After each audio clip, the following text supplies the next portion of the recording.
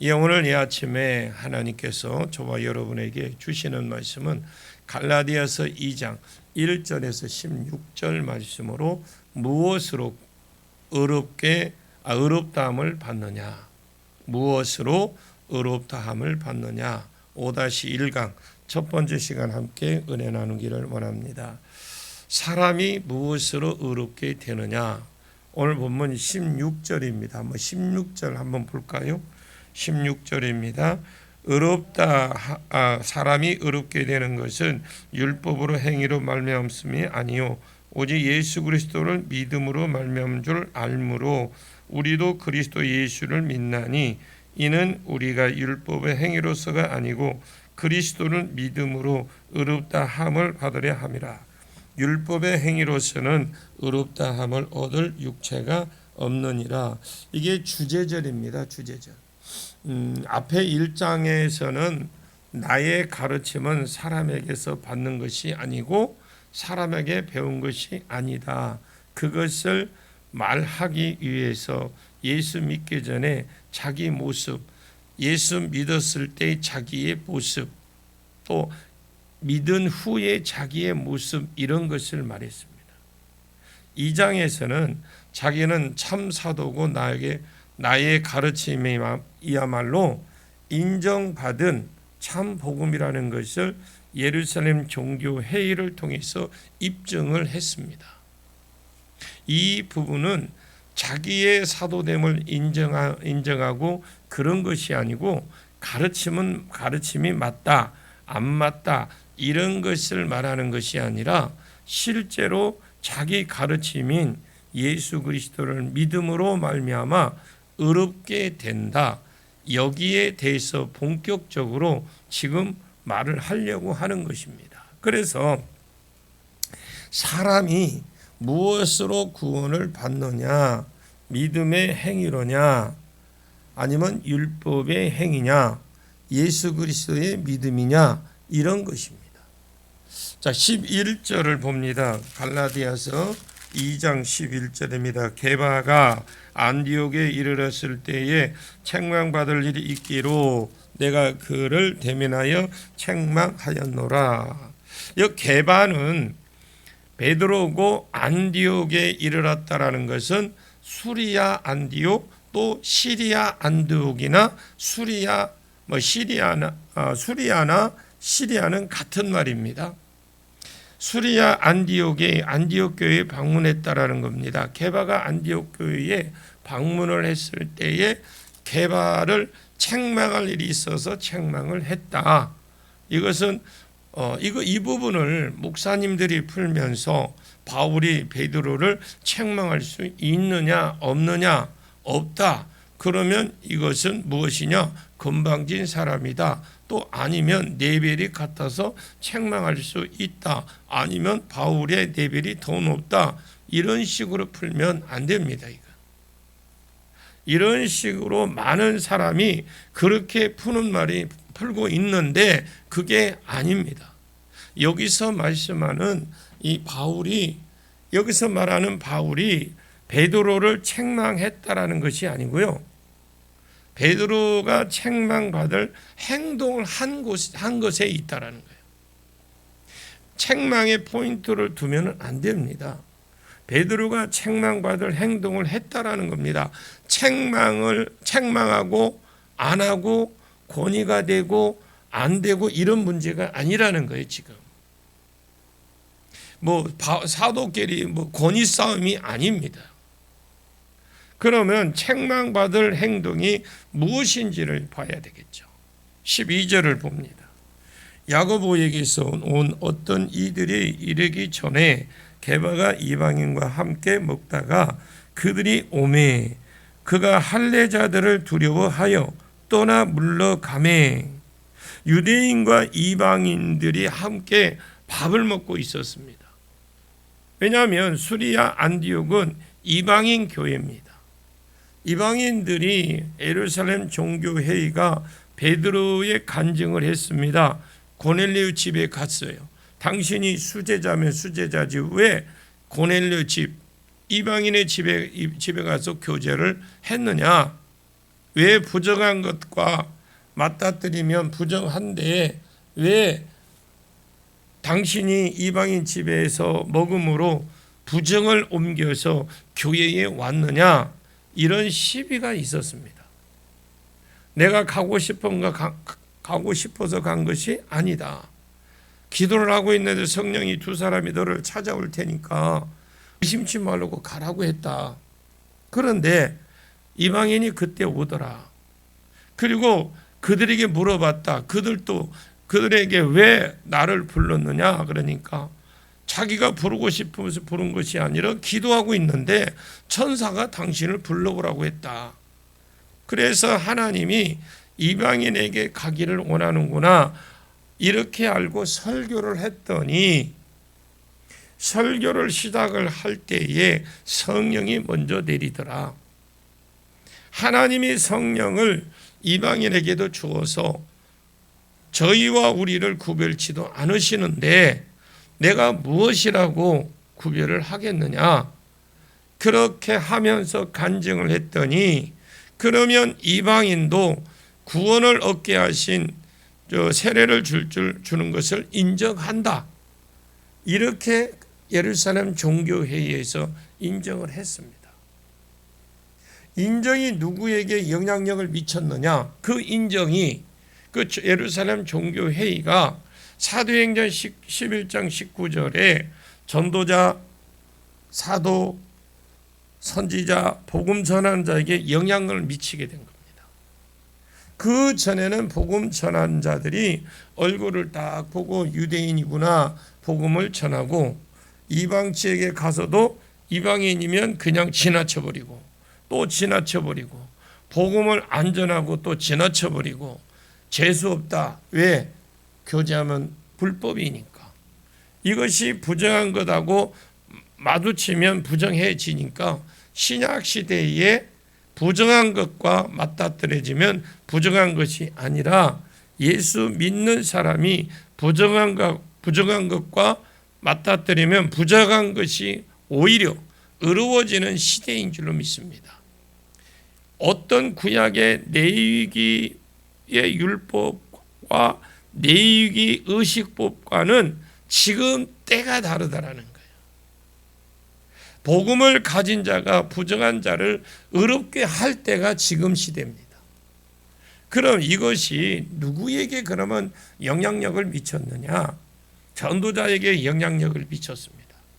그 전에는 전도자들이 유대인들에게는 복음을 전하고 이방인들에게는 그냥 지나쳤는데, 이 결정 때문에 전도자들 중에 다가 아니고 다는 아니고, 이런 결정이 있어도 사람이 습관대로 살지 복음대로 살지는 않습니다.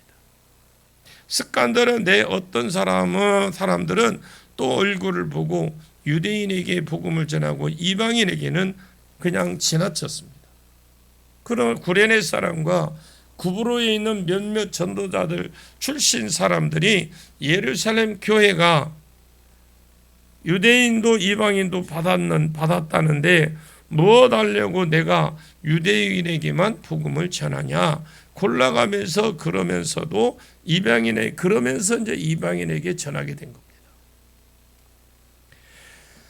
주의 그렇게 전하니까 주의 손이 그들과 함께 하사 수많은 유대인 이방인들이 돌아오게 되었고, 최초로 이방인들로만 구성된 교회가 세워진 것이 안디옥 교회입니다. 안디옥 교회가 전도자가 세워졌기 때문에 예루살렘 교회에서 바나바가 파송이 된 겁니다. 그곳에 지금 이 게바가 방문을 했어요. 방문해서 그래 같이 음식을 먹고 있었습니다. 유대인들과 이방인이 이것이 한 세 사람이 교제하고 있는, 어떻게 보면 역사적인 현장이거든요. 이방인과 함께 밥을 먹고 식사를 하는 어떤 역사적인 한 현장인데, 예배소서 2장 11절에서 12절에 나오는 한 세 사람 이야기가 있습니다. 그 한 세 사람이 지금 이루어지고 있는 역사적인 현장입니다. 왜냐하면 유대인과 대표인 게바와 바나바와 바울과 함께 있었어요. 그리고 이방인 대표인 안디옥 교회 성도들과 같이 지금 앉아서 먹고 있습니다.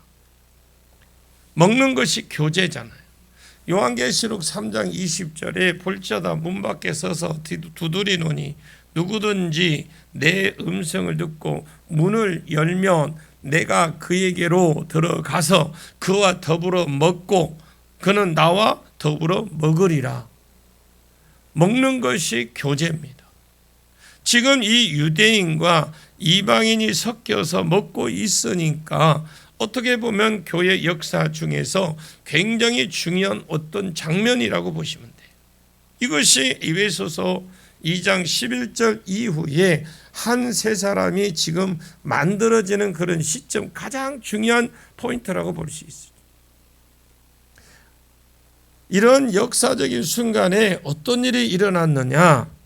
12절에 야고보에게서 어떤 사람이 왔어요. 그러니까 야고보에서 왔다는 예루살렘 교회에서 어떤 사람들이 온 겁니다. 이 야고보는 예수님의 동생입니다. 제자 야고보가 아니고요. 예루살렘 교회의 그때 당시에 예루살렘 종교회의의 의장인 야고보입니다. 이 의장인 야고보가 파송도 안 했어요. 자기들이 거짓말을 해서 야고보를 통해서 파송했다고 했던 겁니다. 어쨌든 예루살렘 교회에서 어떤 유대인들이 이르기 전에는 게바가 이방인과 함께 먹고 있었습니다. 교제를 하고 있다가 그 예루살렘에서 온 사람들이 들어오니까 어떤 일이 벌어졌느냐? 그가 할례자들을 두려워하여 물러갔다. 이렇게 말을 합니다. 그때는 그 당시에는요, 유대교에서 기독교로 넘어가는 그런 시점이었습니다. 그러니까 헷갈리는 것이 너무나 많았어요. 이 베드로나 이런 사람들도 자기가 고넬료하고 교제를 했던 이방인이고 교제를 했던 첫사람이고 자기가 교제할 때 성령을 내린 것을 베드로가 본 겁니다. 이것이 계기가 되어서 예루살렘 종교회의가 그러면 이방인도 하나님께 받은 줄 인정하노라 했거든요. 그런데 그들에게 이 유대인들에게는 자기들에게 몸에 배어 있는 유대교에서 기독교를 넘어가는 중인데 이 와중에 자기에게 몸에 배어 있는 유대교의 베드로에게 삶이 있었다라는 거예요. 자기 때문에 이방인도 성령을 받았는지를 받았다는 걸 인정하노라 이 말이 나왔어요. 이것 때문에 11장에서 종교회의가 벌어지고 온 예루살렘 교회가 자기들을 막 그냥 자기를 그냥 무너뜨리려고 지금 막 난리를 치고 있어요. 아니 당신이 수제자면 수제자지, 당신이면 베드로면 베드로지 왜 이방인 고넬료 집에 가서 교제하느냐. 그리고 교회가 종교회의가 벌어질 정도로 이렇게 심각한 그런 문제였습니다. 야고보에게 온 유대인들 예수를 믿어야 되고 할례도 받아야 된다는 사람입니다. 이 사람들이 딱 왔을 때에 이 사람들하고 같이 밥을 먹고 있으면 이 사람들이 딱 그 장면을 보고 볼 거 아닙니까? 그런 모습을 볼 거잖아요. 그래서 11장의 장면이 생각나는 거예요. 앞에 자기가 이 앞으로 더 복잡해지고 내가 피곤해지겠구나. 전에도 이것 때문에 교회가 난리가 났는데 이 앞으로 좀 더 피곤해지겠는데, 그래서 자기 몸에도 그러면서 유대교회에서 지내면서 몸에 배어온 것들이 그대로 남아 있었습니다. 무의식적으로 벌떡 일어나 숨어 버린 거죠. 이 베드로가 숨어 버리니까 나머지 사람들도 이상하게 돼버린 거예요. 그래서 그 뒷절에 무슨 말인지 어떤 분위기인지를 알게 만듭니다. 13절을 봅니다. 남은 유대인들도 그와 같이 외식함으로 바나바도 그들을 외식에 유혹되었느니라. 베드로가 여러분 방문할 때에 자기 혼자 왔습니까? 그 당시에 많은 사람들이 같이 다녀야 그때는 강도로부터 좀 안정된 것입니다. 혼자 다닐 수 있는 그런 길이 아닙니다. 베드로가 자기가 내 제자들과 몇몇 예루살렘 성도들이 같이 동행을 했을 겁니다.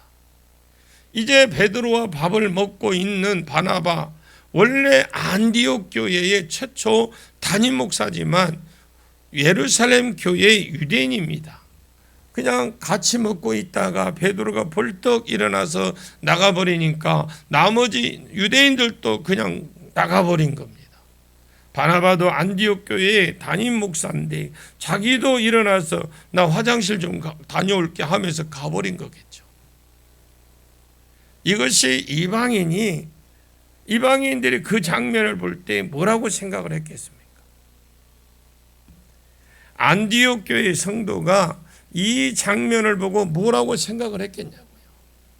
이 사람들 옛날에 가르칠 때는 예수 그리스도를 믿음으로 유대인과 이방인을 구별치 아니하고 한 세 사람이 되었다고 가르치더니 이상하네. 예루살렘에서 예수도 믿고 율법도 지키는 사람이 오니까 숨어버리네. 은근히 예수를 믿고 율법도 지키는 사람들이 예수만 믿는 사람보다 더 강해 보인 거예요. 뭔가 그들이 세력이 더 있는 것이 이렇게 보인 겁니다. 더 이론적으로 옳아 보이는 거예요. 물론 입으로는 그렇게 안 가르쳤어요. 예수 그리스도를 믿음으로 의롭게 된다고 가르쳤습니다. 이방인도 하나님 자녀가 된다고 가르쳤습니다. 그러나 몸으로 무언가 가르친 것이 되냐? 그냥 무의식 중에 뭘로 가르친 것이 되냐?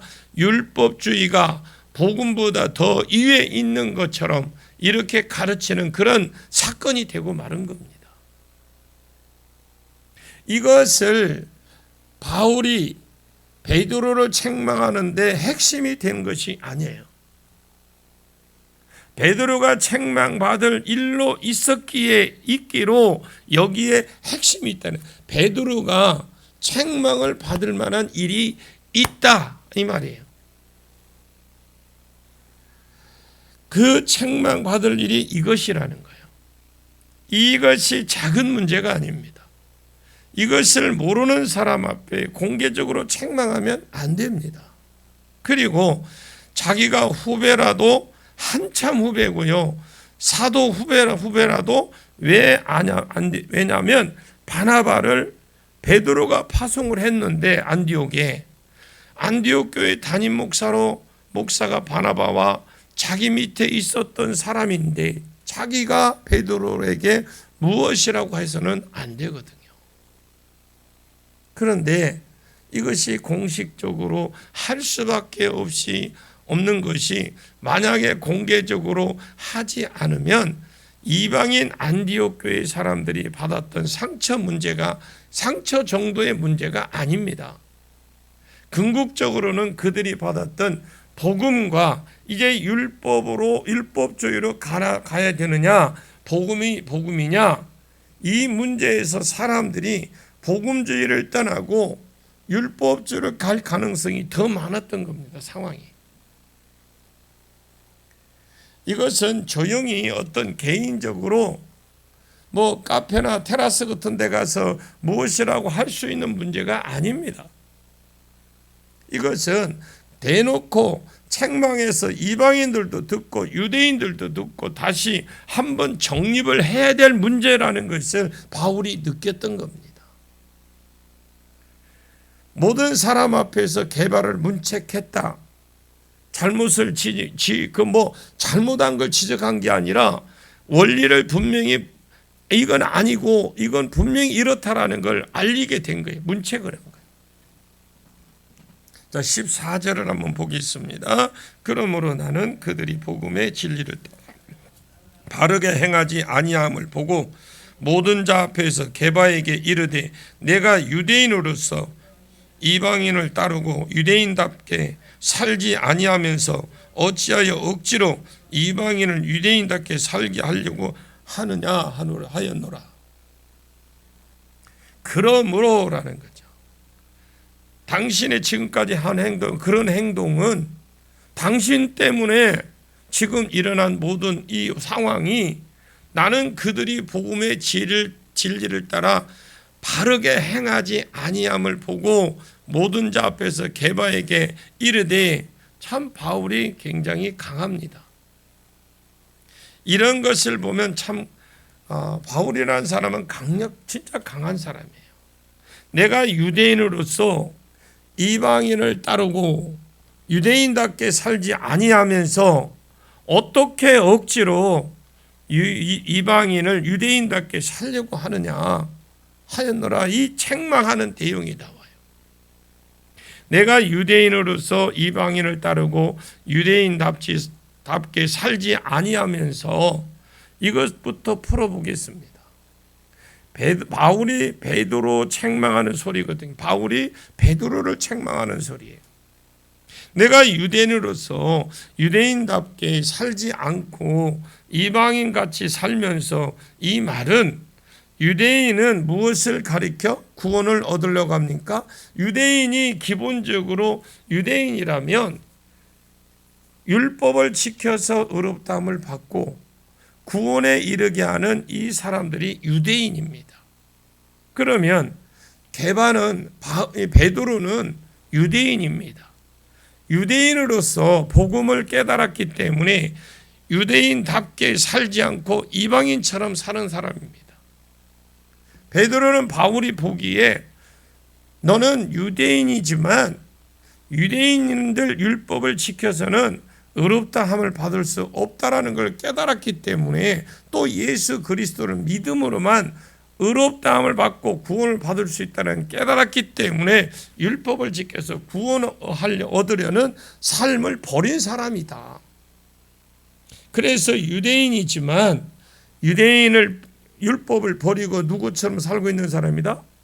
율법을 버리고 이방인처럼 살고 있는 사람. 그러면 내가 유대인으로서 이방인처럼 살고 있으면 이건 잘하는 겁니다. 이것을 책망하는 것이 그 뒤에 쭉 나옵니다. 그러면 내가 자유를 얻어서 유대인으로서 이방인처럼 살고 율법을 지켜서 구원을 얻으려고 하지 않는다면, 이방인들은 그렇게 만들어야 되는데, 처음부터 이방인들은 그는 유대인을 닮아서 율법을 지키고 의롭다함을 받으려고 하지 마라. 그런 시도조차 하지 마라. 이렇게 가르치고 율법에 대해서 자유해야 된다. 가르친 내가 이방인을 억지로 유대인처럼 만들려고 지금 하고 있느냐? 율법을 지키는 자로 만들려고 하느냐? 이렇게 지금 그 부분을 책망하는 겁니다. 어찌하여 억지로 이방인을 유대인답게 살게 하려고 하느냐? 이렇게 된 겁니다. 여러분, 물론 이론적으로 그렇게 베드로가 가르치지는 않았어요. 율법을 지켜야 의롭다함을 받는다, 이렇게 가르친 적은 지지는 않았지만, 지금은 밥을 먹다가 일어나서 가버린 그 행동이 사람은 말로만 가르치는 것이 아닙니다. 자기 행동이 마치 율법을 지켜야 구원을 얻는 것처럼, 율법이 더 뛰어난 것처럼 이렇게 보게 만들었던 것이죠. 자, 나머지 부분은 내일 아침에 계속 이어나가도록 하겠습니다. 기도합니다. 하나님, 사람이 무엇으로 의롭다함을 받느냐? 우리가 다 아는 것은 아니지만 내 것으로 완전히 의에 이르고 구원에 이르도록 먼저 축복해 주시옵소서. 교회가 온전한 복음을 누리다가 우리 후손에게 온전한 복음을 또 물려줄 수 있도록 축복해 주옵소서. 오늘 또 우리 성도들 각가지 여러 가지 문제를 가지고 부르짖는 기도를 들으시고 주의 자녀들까지 하나님께서 작은 신음에도 응답해 주시옵소서. 시간 빈손 들고 나오지 아니하고 하나님 앞에 정성껏 드린 귀한 예물 강양래금 권사님 드립니다. 예물 위에 우리 예수님 마음껏 축복하시고 드려짐을 통해 더 많은 감사 조건이 일어나고 또 하나님 구하는 모든 것들이 아름답게 이루어지고 간증거리가 많아지게 하옵시고 만배로 갚아 주시옵소서. 머리 숙인 귀한 종들도 방송을 시청하는 분들이나 온라인을 헌금한 모든 분들에게도 동일한 은혜와 축복을 주옵소서. 예수님의 이름으로 간절히 기도하옵나이다. 아멘.